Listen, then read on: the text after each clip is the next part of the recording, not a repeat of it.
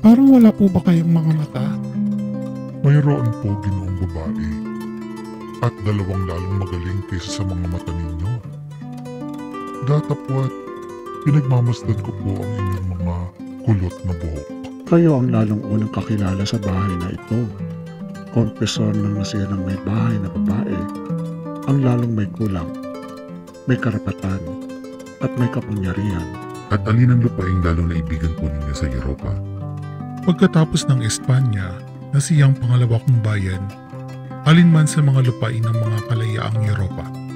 At kayo pong totoong maraming nalakbay. Sabihin ninyo, ano po ba ang lalong mahalagang bagay na inyong nakita? Mahalagang bagay sa anong kaukulan.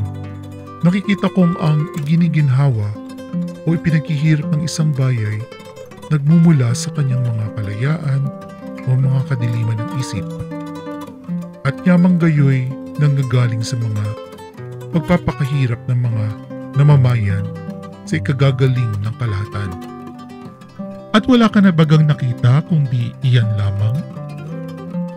Hindi ka dapat na iwaldas mo ang iyong kayamanan upang wala kang maalaman kung di ang babahagyang bagay na iyan.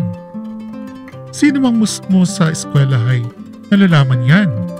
Mga Ginoo, huwag kayo magtataka na pagsasalitang kasambahay sa akin ng aming dating kura. Ganyan ang pagpapalagay niya sa akin nang ako'y musmus pa.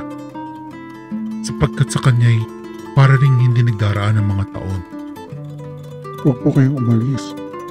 Darating na si Maria Clara. Sinundo siya ni Isabel. Paririto ako bukas bago ako umalis. Ngayon may gagawin akong malagang pagdalaw.